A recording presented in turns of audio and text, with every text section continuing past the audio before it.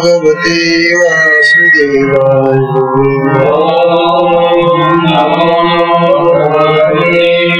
वासुदेवाय। नमो भगवते वासुदेवाय। नमो भगवते वासुदेवाय।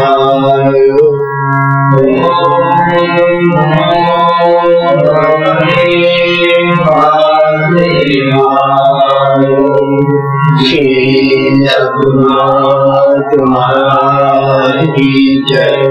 अवधूत चिंतन श्री गुरुदेव दत्त। परम पूज्य श्री सद्गुरु स्वामी शिवानंद महाराज की जय।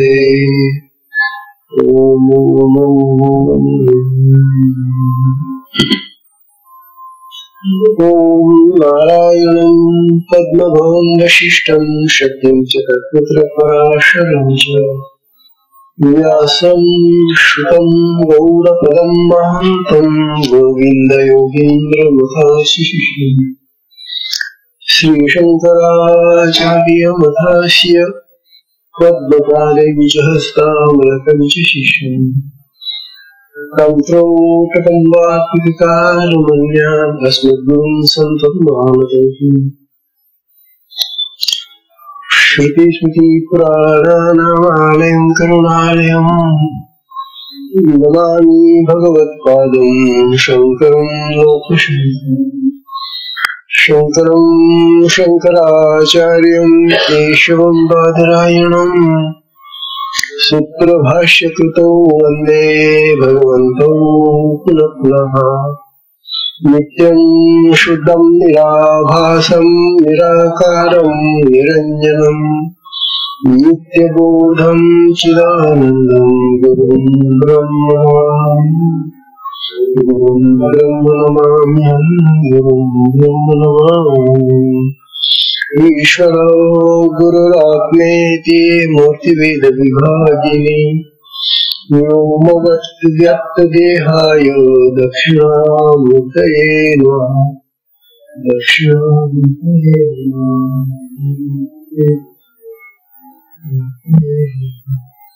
श्री सद्गुरुनाथ महाराज की जय। अवधूत चिंतन श्री गुरुदेव दत्त। परम पूज्य श्री सद्गुरु स्वामी शिवानंद महाराज की जय।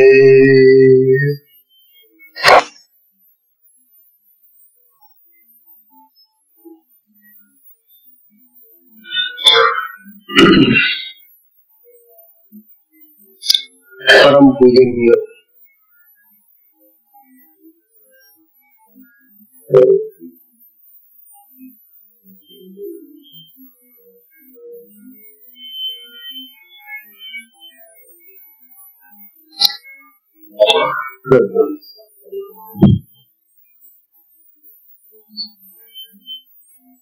पूजनीय श्री सद्गुरु स्वामी शिवानंद जी महाराज यांच्या कृपा प्रसादाने हा शक्तिपात मार्गाचा सत्संग सुरू आहे। शक्तिपात मार्गाचं बरंच वर्णन आता जे अभंग माझी या ठिकाणी भजन गायली गेली त्या भजनामधून आता आलेलं आहे। एक गोष्ट सगळ्यांनी लक्षात ठेवा, शक्तिपात मार्ग हा शक्ती जागृतीचा मार्ग असून शक्ती जागृतीनेच अनुभूती येते। कोणती अनुभूती? क्रियांची अंतरानुभूती रंगा। अन्यतर अनेक मार्ग आहेत, अनेक रस्ते त्या भगवंताकडे जायला, परंतु अनुभवयुक्त मार्गाने जायचं असेल तर शक्तिपात मार्गच हा एक मार्ग असा आहे की ज्यामध्ये क्रियांच्या माध्यमातून साधकाला तत्काल अनुभव येतो आणि अनुभव आला की विश्वास पक्का होतो. कारण अनुभवाशिवाय माणसाचं मन जे आहे ते स्थिर होत नाही. कोणी किती जरी सांगितलं, कोणी किती पटवून दिलं, पण आपल्याला स्वतःला जर अनुभव आला नाही त्या गोष्टीचा तर मन तिथं स्थिर होतच नाही आपलं. आता नेहमीच अभाव. परंतु आपल्या साधनेमध्ये त्या साधकाला ही शक्ती माता दिवशीच्या दिवशी त्याला अनुभव देते. त्याचा हा अनुभव कसा येतो हे आपण काल पाहतो. अनुभव येण्याचं ठिकाण, पहिलं ठिकाण जे आहे ते मूलाधार ठिकाण. मूलाधार चक्र जे आहे, मूलाधार हे जे पद्म आहे, पद्म म्हणा चक्र म्हणा, हे पृथ्वी तत्व आहे, महू तत्व आहे. पृथ्वी तत्व हे सगळ्यात जड तत्व आहे आणि या जड तत्वाचाच आधार सगळ्या बाह्य सृष्टीला आहे. हे बघा, पाण्याला आधार जमीनच आहे ना. पाणी कुठे जात? मग जमीन नसेल तर पाणी राहील का कुठे? हवा कशावर जाते? पुन्हा जमिनीवरच आहे ना. उष्णता जमिनीवरच राहते. आकाश जमिनीवरच आहे पसरलेलं. तात्पर्य असं की भूमी, पृथ्वी हे आधार तत्व आहे, सगळ्यांचा आधार आहे. आणि या आधार तत्वाच्याच खाली ही कुंडलिनी झोपलेली आहे. चक्राच्या खाली ही कुंडलिनी जिथं ते सुषुम्न तत्व येतं त्याच्यावर, त्याच्या खाली झोपलेली असते. आता तिने सुषुम्न तत्व बंद करून आधार चक्राच्या खाली जी झोप चालवलेली आहे, ही झोप तिने पश्चिम मार्ग बंद करून ठेवलेला आपला. पण एक मार्ग तिचा सुरू असतो, तो म्हणजे पूर्व मार्ग. तो श्वास घेतो, तो श्वास सांगणारे खाली उतरतो, समुद्र पसरतो, प्राण उपसर. हा जो बाह्य मार्ग आहे याला पूर्व मार्ग म्हणतात. आणि जोपर्यंत पूर्व मार्ग कोणत्याही मनुष्याच्या जीवनामध्ये आवश्यकच येतो, श्वास घेतल्याशिवाय तो जगू शकत नाही ना. खाणं पिणं राहणं सगळं जे सगळं जे चाललेलं आहे ते पूर्व मार्गाने चाललेलं आहे ना. मग पश्चिम मार्ग बंद असं तर काही असं माणसाला त्याचं काही महत्व वाटत नाही. कारण पूर्व मार्गामध्ये जर शक्ती त्याला सगळं इंद्रियांचं कर्म करायला उत्तेजना देते, कर्म करून देते. त्यामुळे पश्चिम मार्गाची त्याला कधी आठवणी होती माणसांना. आणि हा पूर्व मार्ग जो आहे हा बहिर्मार्ग आहे, बाह्य मार्ग आहे. आणि म्हणून माणसांची प्रवृत्ती बहिर्मुखी असते. त्याचं मन बहिर्मुखी, चित्त बहिर्मुखी,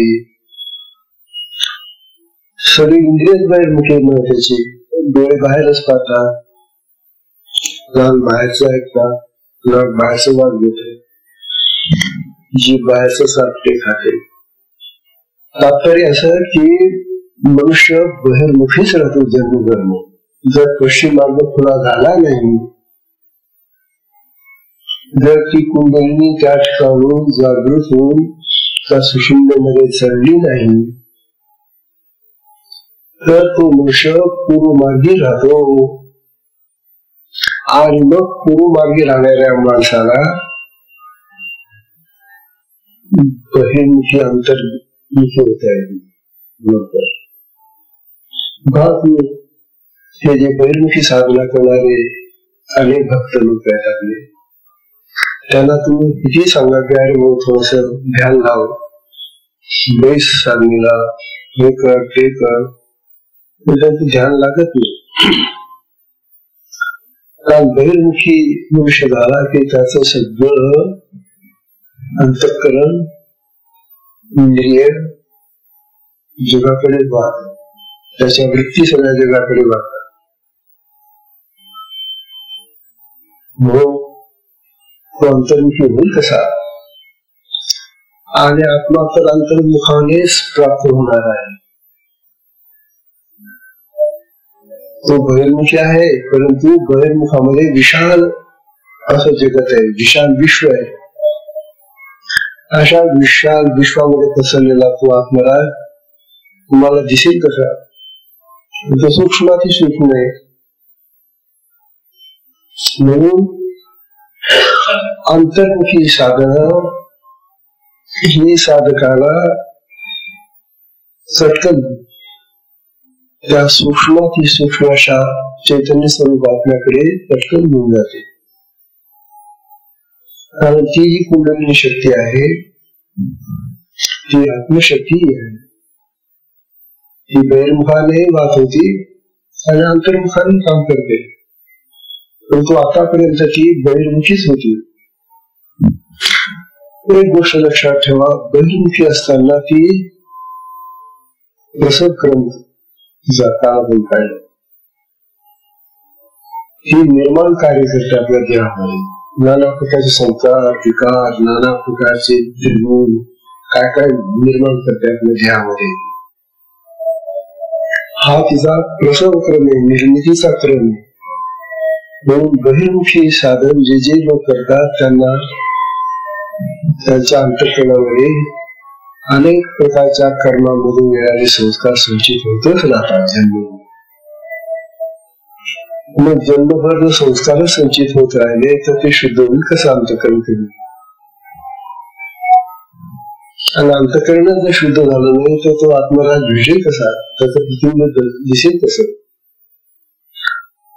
म्हणून ही गोष्ट आपण सगळ्यांनी अतिशय लक्षात ठेवण्यासारखी आहे की शक्तीला जागृत होऊन तिला अंतर्मुखी केल्याशिवाय आपल्याला आत्मस्वरूप कधीही प्राप्त होणार नाही.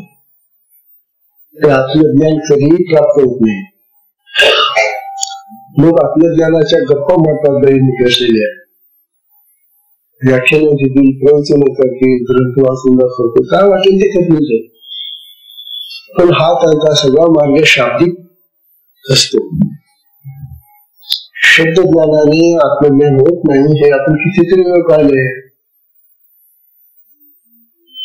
मग सगळं जीवन आपण बहिर्मुखीच्या जर राहिलो तर आपल्याला आत्मज्ञान कधी होणार नाही. आणि म्हणून आत्मज्ञान प्राप्ती हीच तर सगळ्यात मनुष्य देहाची सगळ्यात मोठी प्राप्ती आहे. ही जर आम्ही प्राप्त केलेली तर मग बाकीचे पशु प्राणी इतर जे आहेत ते आणि आम्ही यांच्यामध्ये काय फरक राहिला? म्हणून आत्मशक्ती कुंडलिनी जी झोपलेली आहे मूलाधाराखाली तिला उठवलं पाहिजे, जागृत केलं पाहिजे आणि तिला सांगावं की बे उठ आता बस. युगातून तू झोपत आलेली आतापर्यंत, आता तुझी निद्रा उघड आणि आता त्या सुशून्याच्या मार्गामध्ये जा. आणि मग सुशून्याचं हे जे टोक आहे एक मूलाधारात आणि दुसऱ्या सहस्रारात असत. तेव्हा मूलाधारामधून प्रविष्ट झालेली ही कुंडलिनी शक्ती मग सहस्रारापर्यंत त्या शून्यमधूनच जात राहते. हा तिचा मार्ग आहे. आणि तो हा पाठीच्या कड्यांमधून जाणारा मार्ग असल्यामुळे त्याला पश्चिम मार्ग असं म्हणतात. तेव्हा आपली शक्ती ही आता पश्चिम मार्गाने चाललेली आहे, जागृत. अशी अन्य कुठल्याही साधनेमध्ये पश्चिम मार्ग माहिती नाही त्यांना आणि शक्ती त्या मार्गाने वर चाललेली आहे असं कुठल्याही मार्गात ऐकायला येत नाही. बघा तुम्ही योग साधना करणारे जे आहेत त्यांना सुद्धा माहिती आहे त्यांची कुंडलिनी जागृत होते प्रयत्नाने. परंतु हा अभ्यास नसल्यामुळे किंवा ही तात्विक बैठक नसल्यामुळे जीवनामध्ये मग त्यांना निश्चितपणे काय प्राप्त करायचं हे कळत नाही. तेव्हा कुंडलिनी शक्ती वर जाऊन सहस्रारात गेली. त्या ठिकाणी मग ते तिचं ब्रह्मस्थान आहे.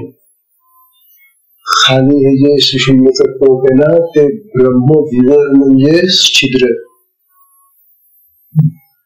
ब्रह्मविगर आहे.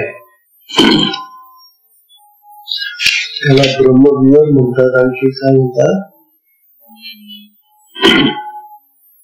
ब्रह्मद्वार म्हणतात त्याला. सुषुम्नेच्या तोंडाला खाली मूलाधारामध्ये ब्रह्मद्वार किंवा ब्रह्मविगर म्हणजे छिद्र हो. आणि दुसरं टोक आहे सहस्रारामध्ये इथं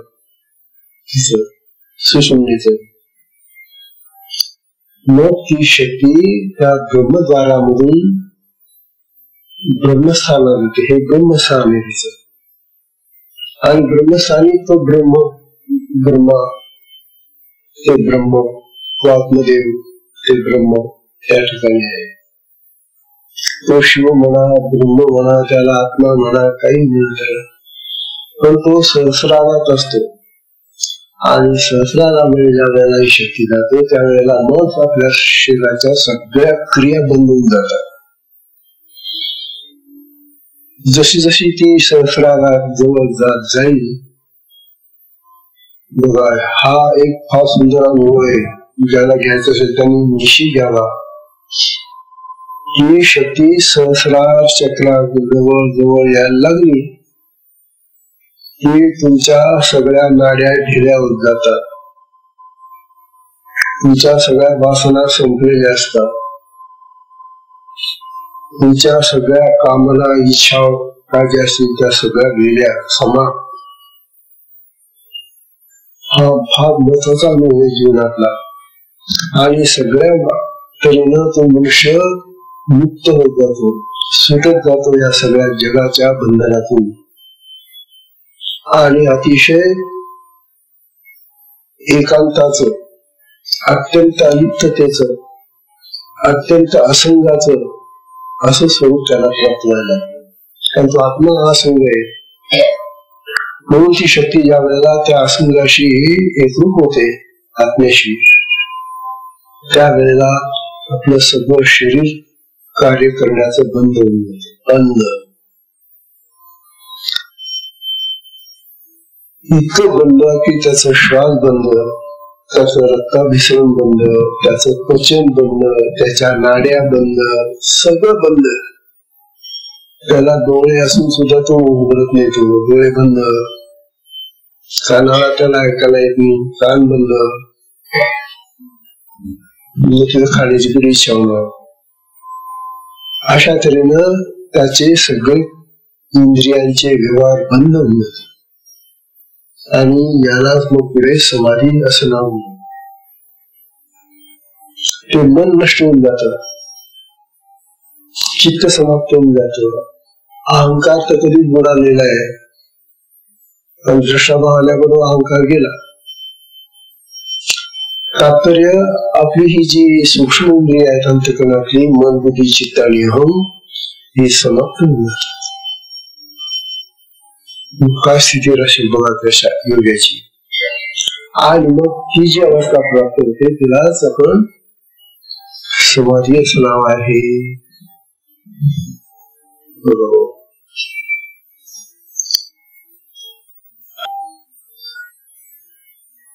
तेव्हा जीवाला निरामय ब्रह्मस्थानात गेल्याने, ते स्थान ब्रह्मस्थान कसं आहे?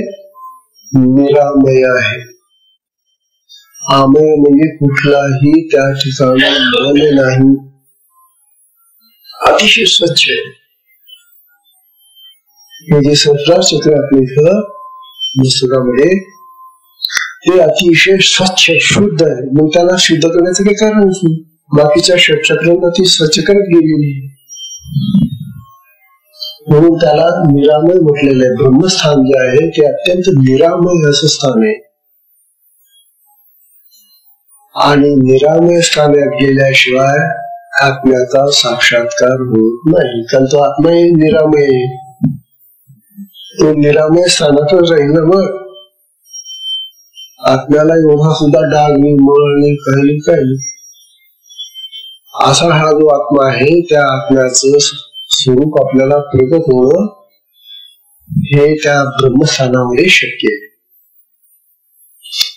मग सांगा, आत्मज्ञान प्राप्तीसाठी आपल्याला ब्रह्मस्थानात जायलाच पाहिजे.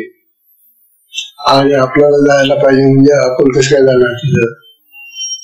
ती शक्ती देवता जी कुंडलिनी आहे ती माता आपल्याला घेऊन जाते आणि ती त्याचीच आहे, तिथूनच ती आलेली आहे. आणि म्हणून ती त्या ब्रह्मस्थानामध्ये आपल्याला पोहोचून देते. याचा अर्थ ब्रह्मस्थानाचं द्वार उघडल्याशिवाय ब्रह्मस्थानात जाता येईल का? ब्रह्मस्थानाचं द्वार कोणतं झालं? सुषुम्नेचं द्वार. जसं घराचं पहिलं पुढचं दार जे असतं ते उघडल्याशिवाय मध्ये जाता येईल का? तसं सुषुम्ना नाडीचं पहिलं जे खालचं मुलाधारामध्ये आहे ते ब्रह्मद्वार आहे तिचं. ते दार जर उघडलं नाही तर त्या ब्रह्मस्थानात कसं काय जाणार तू?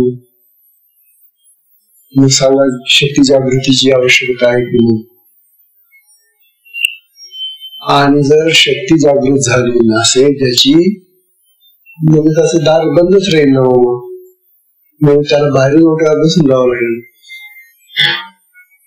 घराची किल्ली नाहीये, लावून कोणतरी बाहेर गेलेले घरातले लोक रात्रीमध्ये, मग त्याला बाहेर बसावं लागेल ना. ते लोक येईपर्यंत, किल्ली मिळेपर्यंत अगदी हुबेहूब जोपर्यंत ते सुषुम्नेचं ते ब्रह्मद्वार उघडत नाही. आणि ते ब्रह्मद्वार कोण उघडतं? बाबरे का लक्षात घ्या आता, ती किल्ली कोणाजवळ आहे? सद्गुरूंजवळ. तर सद्गुरूंची जागृत शक्ती जेव्हा त्या शिष्यामध्ये जाते तेव्हा ती झोपलेली जी त्याची शक्ती आहे ना ती जागृत होते. म्हणजे ही जागृत शक्ती त्या झोपलेल्या शक्तीला जागृत करते. जसं आपल्या घरामध्ये कोणी झोपलेलं असलं आणि जो मनुष्य जागा असेल तोच त्याला जागा करेल ना. आणि समजा दोघे निजलेले असले आणि सांगितलं अहो निजलेले लोक त्याला जागा करणार, निजलेला कसं काय जागा करेल? म्हणजे एक कोणतरी जागा असावं लागतं ना. तसं गुरुची शक्ती जी आहे ती जागृत शक्ती आहे. तेव्हा ती गुरुची जागृत शक्ती त्या निद्री शक्तीजवळ जाते आपल्या, तिला उठवते, बे उठणार, बस झालं ना, युगापासून झोपली ना तू, आता तरी उठ. आणि मग तिला जाग आली रे आली, मग ती वर चढायला पाहिजे.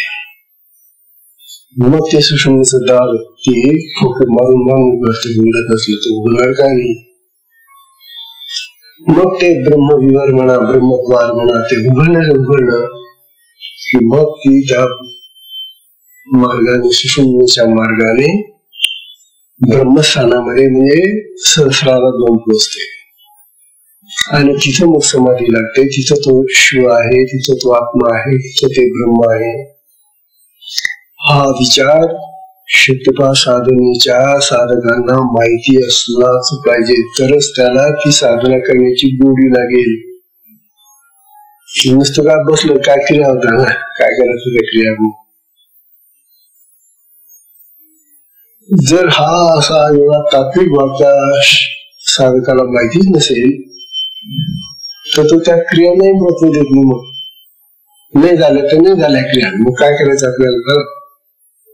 पुढे क्रिया होत होत्या साधनेची नव्हती तेव्हा आपण असेच होतो ना, असेच राहू, काय झालं? हा बाबा तसेच. तात्पर्य असं की साधकांना हा महत्वाचा असा प्रकार माहिती असणं अति आवश्यक आहे. बघा,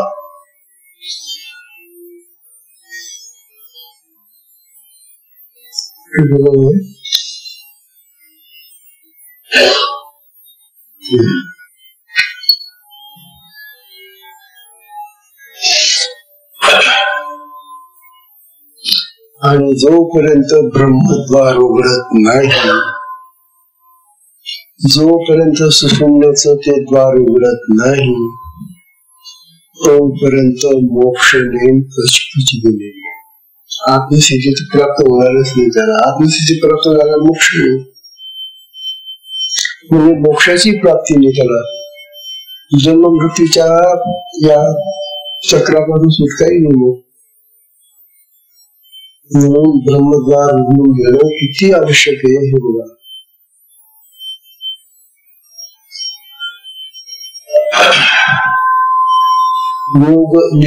योग उपनिषद सांगतात बघा. ते म्हणतात ना कृतम मोक्ष मार्ग स्यात्, ना कृतम मोक्ष मार्ग स्यात् प्रसिद्ध पश्चिमम विना. प्रसिद्ध पश्चिमम विना म्हणजे शक्ती पश्चिम मार्गाने प्रवास केला तरच मोक्षाची प्राप्ती होते. आता तुम्ही सांगा, अन्य मार्गामध्ये त्यांना पश्चिम मार्ग तरी माहितीये का, हिंदीच्या मार्गाने जातो हे तरी माहितीये का? आणि हे सगळं जर अज्ञानच नसेल, माहितीच नसेल, तर मोक्ष का भोगत बसत नाही? कसा मिळेल मोक्ष? मोक्ष म्हणजे मुक्त होऊन जाणे. कशापासून? संसारापासून, जन्ममरणाच्या चक्रापासून. मोकळी जन्म नाही, मरण नाही. हा जो मोक्ष आहे, अंतिम मोक्ष, तो मोक्ष त्यालाच कैवल्य म्हटले गेलेले. ती कैवल्य प्राप्ती, तो मोक्ष या पश्चिम मार्गाशिवाय मिळत नाही असं शास्त्र सांगतात. म्हणजे पूर्व मार्गाने शक्ती तर वाहूनच राहिली, कार्य करून राहिली, तो जिवंत आहे, सगळं करतो, खातो, पितो, राहतो, येऊन राहिला. मोक्ष निश्चित असतो. म्हणून मोक्षाची प्राप्ती पश्चिम मार्गानेच होते हे आपलं शास्त्र सांगते. ना कृतम मोक्ष मार्ग विचार म्हणजे मोक्ष मार्ग असू शकत नाही. न कृतम म्हणजे असं केल्याने, कुठल्या काय केल्याने? पश्चिम मार्गाने गेल्याशिवाय मोक्ष मार्ग मिळत नाही. प्रसिद्ध पश्चिम मुला हा जो पश्चिम मार्ग आहे, पाठीच्या गण्यातला सुषुम्नेचा, त्या मार्गाशिवाय शक्ती गेल्याशिवाय पुढे मोक्ष मिळणार नाही. तेव्हा मोक्ष जे लोक काही बडबडत असतील, बोलत असतील, त्याला हे तत्व जर माहिती नसेल, कशाला ते मोक्ष कसं काय म्हणत असेल? प्रश्न. पश्चिम मार्ग म्हणजे पाठीच्या कण्यातून जाणारा सुषुम्ना नाडीचा प्रवाह आहे, मार्ग आहे. तो मोकळ्या झाल्याशिवाय मोक्ष प्राप्ती होऊ शकत नाही. आता तुम्ही म्हणाल, शक्तीनाथ तो दार उघडला, ते जे ब्रह्मद्वार होत ना, समोर ते उघडलं, ते नाही चालली ती. पण ती अधिष्ठानामध्ये जाऊन बसलेली. निश्चित चक्र तिला उघडायचे ना, खोलायचे ना. म्हणजे जसं एखाद्या घराला पहिलं सुरुवातीचं मसुरीचं दार, मधलं पुस्तक बैठकीचं दार, तिसरं मधल्या घराचं दार, चौथं स्वयंपाकघराचं दार. अशा प्रकारे दार उघडत जावं लागतं ना. आणि तीच दारं जर तुम्ही बंद करून ठेवलेली असली तर शेवटच्या दारामध्ये कसे काय जाणार तुम्ही? स्वयंपाकघरामध्ये सगळं अडकलेले खाद्यपदार्थ.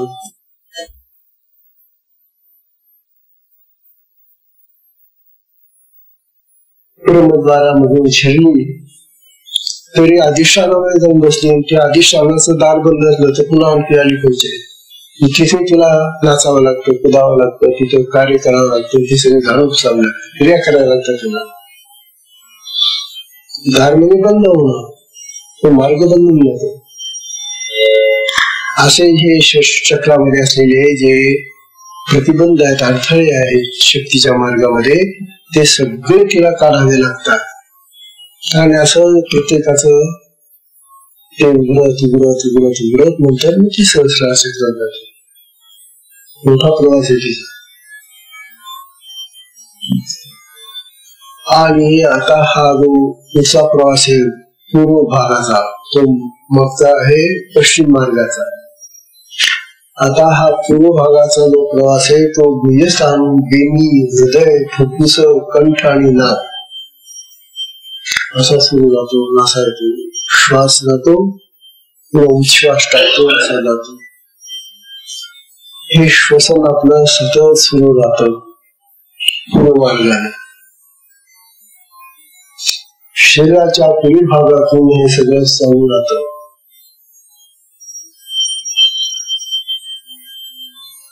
त्याला पूर्व मार्ग होतो. आपण या पूर्व मार्गानेच प्राणाची गती बहिर्मुख राहते.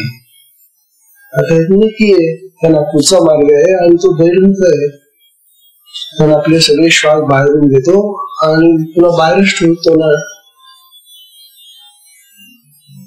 म्हणजे हा बहिर्मुखी मार्ग आहे पूर्व मार्ग. हा अंतर्मुखाकडील प्रवाहाची गती मूलाधाराच्या कपाटात बंद करून ठेवण्यासारखी राहते. मग जर तो पूर्व मार्गामधलाच मनुष्य पूर्व मार्गानेच त्याची सगळी क्रिया कर्म चालू आहे, तर हे मागचं जे दार आहे ते बंद करून ठेवण्यासारखं होतं. मग ते मागचं द्वार उघडण्यासाठी सद्गुरूंची कृपा पाहिजे असते. आणि त्या सद्गुरूंच्या जागृत शक्तीनं मग हे जे सुशून्याचं द्वार आहे ती जपलेली शक्ती मग उघडते. आणि नंतर मग क्रिया सुरू होतात. काल आपण पाहिलं की क्रिया कुठे सुरू होतात. मूलाधारामधून शक्ती वर चढली त्या दारामध्ये, तिथे तिला जायला रस्ता नाही. सगळं घाल बसलेले. हे कपाट कधीपासून बंद होत ना. घाल सारखे जाळ लागलेले तिथं. काय खेळ कचरा सगळा अडकलेला आहे. मग त्या ठिकाणी ती क्रुद्ध होते, रागावते, चिडते आणि खवळते. ती शुद्ध होते म्हणतात तिला. शक्ती शुद्ध होते आणि मग ती दुस्वटात तिथं हा मला जसा पाहिजे तसा. एवढ्या खालीहून तुला डोकं काढून पुसून तुला वर जायचंय ना. तिथे ती शुद्ध होते आणि ती शुद्ध झाली की वायू बंद होतो. वायू कोंडला जातो प्राण आणि नंतर त्या वायूची स्पंदन आणि त्या शक्तीनं एकदम त्या ठिकाणी हादरे बसायला लागतात आणि मग सगळ्या शरीरामध्ये क्रिया सुरू होऊन जातात. त्याचा क्रियांची सुरुवात मूलाधारातच होती आधी. आणि मूलाधारातल्या क्रिया ह्या जड तत्वाच्या क्रिया असतात. पृथ्वी तत्वाच्या क्रिया आहेत त्या स्पष्ट दिसतात आपल्याला. हे जे लोक उड्या मारतात, नाचतात, गातात, हा मूलाधाराच्या क्रिया असतात. आणि मग जशी शक्ती वर्षा चक्रांमध्ये जाते तशी ती तत्व बदलत जातात. अधिष्ठान चक्र हे जलतत्व आहे. मातीपेक्षा पाणी थोडं हलकं असतं, मग तिथल्या क्रिया थोड्याशा मंद व्हायला लागतात. त्याच्याकडे मणिपूर चक्र आहे, ते अग्नी तत्व आहे. हीच क्रिया तरल होतात. त्याच्यावरचं जो चक्र आहे विशुद्ध चक्र आहे, अनाहत चक्र आहे, वायू तत्व आहे. तिथं वायू चक्रातल्या क्रिया आणखीच मंद आहे. अशा प्रकारे क्रियांचा हा प्रकार बदलत जातो. साधकाने कधी अशी अपेक्षा ठेवू नये की मला त्या पहिल्या सारख्याच क्रिया व्हायला पाहिजे ज्या मूलाधारात सुरू होत्या ना. अरे होईल कसं. शक्ती जर आता मूलाधारातून वरच्या चक्रामध्ये काम करून घ्यायले तर तिथं तुला त्या क्रिया कशा दाखवायची. म्हणून कोणत्या क्रिया ती करते, का करते हे तिलाच माहिती. म्हणून आपण कधी अपेक्षा करू नये, इच्छा करू नये की मला अशा क्रिया व्हायला पाहिजे, तशा क्रिया व्हायला पाहिजे. जे होतंय ते समाधान अनुभवा, शक्तीवर विश्वास ठेवा की माता आहे, जगदंबा आहे, ती आपल्या कल्याणासाठी आलेली आहे, तिथं तुम्हाला मोक्षाकडे घेऊन जाणारी आहे. मग तिच्या ज्या क्रिया जशा होत असेल त्यामुळे समाधानपूर्वक स्वीकारा. बघा, तेव्हा सद्गुरूच्या कृपेनं मग हे सगळं सुरू झालं. आता योग उपनिषदाचं 6व्या अध्यायातलं कथन काय सांगतं ते. आधारे पश्चिमे भागे, आधारचे कमी मूलाधार, पश्चिम भाग म्हणजे हा भाग भाषेचा काळा. त्रिवेणी संगमो भवेत, काय होत त्या ठिकाणी त्रिवेणी संगम होतो. मूलाधार चक्रामध्ये पाठीच्या कड्यातून 3 नाड्या आलेल्या आहेत, इडा, पिंगला आणि सुषुम्ना. सुषुम्ना ही मध्य नाडी आहे आणि हे सूक्ष्माती सूक्ष्म नाडी आहे, योगिक नाडी आहे. त्यामुळे या इडा आणि पिंगला थोड्याशा स्पष्ट दिसतात, त्या नाकातून नाकापर्यंत आलेल्या आहेत.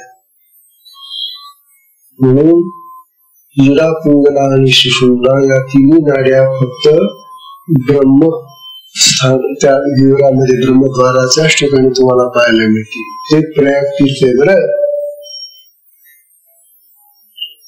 हे जे प्रयाग तीर्थ आपलं आहे ना, तिथे जरी गेला तुम्ही तरी गंगा आणि यमुना 2 प्रवाह येताना बरोबर दिसतात आणि त्या प्रवाहांचं असं मिलन होतं. पुढे पुष्कळ वेळ ते पाणी असं वेगवेगळं दिसतं वाहताना. गंगेचं पाणी पांढरं दिसतं आणि यमुनेचं पाणी थोडस निळसर दिसतं. हा चमत्कार तिथं पाहायला मिळतो. तिसरी नदी कुठे आहे तिथं? गंगा, यमुना आणि सरस्वती ना. सरस्वती म्हणजे गुप्त राहते. तशी ही जी सुषुम्ना आहे ही सरस्वती आहे आणि ती सूक्ष्म नाडी आहे. सूक्ष्म असल्यामुळे ती दिसत नाही, इडा पिंगला दिसतात. म्हणून हा त्रिवेणी संगम आपला मूलाधारात झालेला आहे. तेव्हा मग ते शास्त्र समजायला कशाला जाता त्या प्रयागमध्ये स्नान करायला म्हणतात. आधारे पश्चिमे भागे त्रिवेणी संगमो भवे, तत्र स्नात्वा, इथं स्नान करा. तत्र स्नात्वाच पित्वाच नरा पापा क्रमुच्यते. बरोबर, त्या तीर्थामध्ये स्नान करा आणि तिथलं पाणी तीर्थ घ्या आणि पापापासून मुक्त व्हा. म्हणजे खरं तत्व जे आहे ते आपल्यामध्ये पण आहे. माणसं त्या नद्यांच्या स्नानामुळे बुडून बुडून बुडून बुडून आपलं पाप कसं जाणार हो?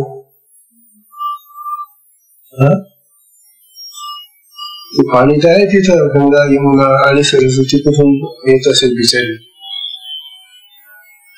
पण त्या पाण्यामध्ये किती जरी तुम्ही न्हायले, किती ते पाणी प्याले, पण आत भरलेलं जे पाप आहे संस्कार विकारांचं, हे कसं धुतलं जाणार?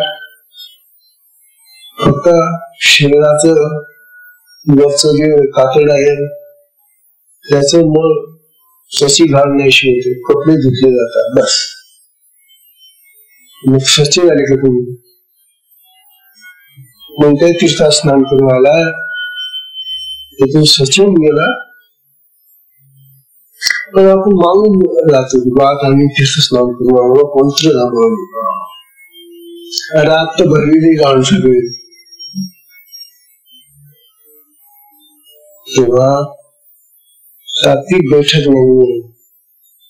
माणसं भोळेपणाने किंवा कुशलतेने काही स्वीकारतात आणि त्याच्यामध्ये समाधान मानतात आणि तसंच जीवन चालू राहतं लोकांचं. ते म्हणतात आता आपण पवित्र झालेले, आता गंगा स्नान करून आलेलो, आता आपल्याला काय. अरे गंगा स्नानाने आतलं पाप गेलं तुझं. म्हणून कोणतं तीर्थ आहे आपलं खरं मूलाधार तीर्थ. त्या 3 नाड्या ज्या ठिकाणी एकत्र येऊन येतात तिथं त्रिवेणी संगम आहे. शास्त्र समजायला आपण नाही, शास्त्र समजायला आला तत्र स्नात्वाच पित्वाच, तिथे स्नान करून आणि ते पाणी पिऊन नराहा पापात मुक्ते. तो मनुष्य आहे ज्याची कुंडली शक्यता जागृत झाली, तो पापापासून मुक्त होतो आणि होणार असतो. त्यांची जागृत शक्ती मग पुढे त्याचे सगळी जेवढी पापाचे संस्कार असेल, ध्यान असेल, सगळे मुक्ती मोक्षाला घेऊन जाते ना. आणि आता मोक्ष प्राप्त होईल. आधारे पश्चिमम लिंगम कवाटम तत्र विद्यते. आणखी एक गोष्ट सांगते ते उपनिषद म्हणतं, त्या ठिकाणी शिवाचे एक लिंग आहे. त्या मूलाधारामध्ये शिवलिंग आहे, एक लिंग आहे तिथं. आधारे पश्चिमम लिंगम, ते पश्चिम बाजूला आहे. कवाटम तत्र विद्यते, ते झाकलेलं असतं. ही शक्ती ते उघडल्यानंतर, द्वार उघडल्यानंतर ते लिंग दर्शन होतं ना. स्नान केलं त्रिवेणीमध्ये आणि पुढे शिवलिंगाचं दर्शन झालं. आता मग किती पवित्र झाला तो. तस्य उद्घाटन मात्रेण मुच्यते भवबंधनात्. आणि नंतर मग त्याचं उद्घाटन झालं की मग तो योगी पुढे संसाराच्या बंधनातून सुटून जातो. भवबंधना, बहुबंधनातून सुटण्यासाठी ती जगाची बंधनं तोडण्याची काही गरज नाहीये. काय करायला पाहिजे, त्या त्रिवेणी संगमामध्ये स्नान करून त्या लिंगाचं दर्शन घेऊन शक्ती जागृत करून तिला सुसुमेच्या मार्गामध्ये वर जाऊ द्या. मग भवबंधन तुटेल. आणि पाहतो आपण जेव्हा समाधी लागतो त्यावेळेला कुठली बंधन निर्माण त्याला. अशा तऱ्हेनं हा जो मार्ग आहे, या मार्गाचं फार सुंदर वर्णन केलेले शास्त्रामध्ये. पण काय आहे, ही शास्त्र आपली जी आहे ती संस्कृत लिहिलेली आहे. सगळी उपनिषद आपली लिहिली आहे ती संस्कृत मध्ये आहे. आणि आज संस्कृत भाषा आम्ही काढून टाकलेली, फेकून दिली तिला. आणि मराठी आता हळूहळू नाहीशी होत चालली. मराठी बोलणं आम्हाला कमी पडायचं वाटतं आता. मग इंग्रजी भाषा बोलतो. इंग्रजी शाळेमध्ये पोरांना पाठवून एवढ्या पोरांना, आणि तिथे बालवर्गापासून त्यांना इंग्रजी शिकवतो. अरे बापरे, आता लहान मुलांना जर मातृभाषा शिकवली नाही त्या देशातली भाग आहे, आणि त्यांना जर इंग्रजी लहानपणापासून शिकवलं तर काय झालंय. हे तर एखाद्याची आई मेल्यानंतर जसं दुसऱ्या गायचं दूध पाजतात ना, तसं झालं नाही. अरे मराठी, महाराष्ट्रात जन्माला आलेलं ते पोरगं मराठी भाषेतल्या आईबापाच्या पोटी, आणि त्याला इंग्लिश शाळेमध्ये पाठवलं. इंग्लंडला जाणार आहे का बाबा. हा डोक्यामध्ये चक्र दिसले आमच्या. जो मुख्य तो माझा मुलगा इंग्रजी शाळेत जातो. अभिमान बाळगतो की, अरे अभिमान काय, लज्जा वाटली पाहिजे, लाज वाटली पाहिजे. आपलं सत्य सोडून दिलं. ते जसे गेले कधीचे ठेवून गेले, पण त्यांनी वारसा ठेवून गेले भाषेचा. त्यांची राहणी, त्यांचे वागणं, त्यांचे सगळे आचार विचार तेच पकडून ठेवले पक्के.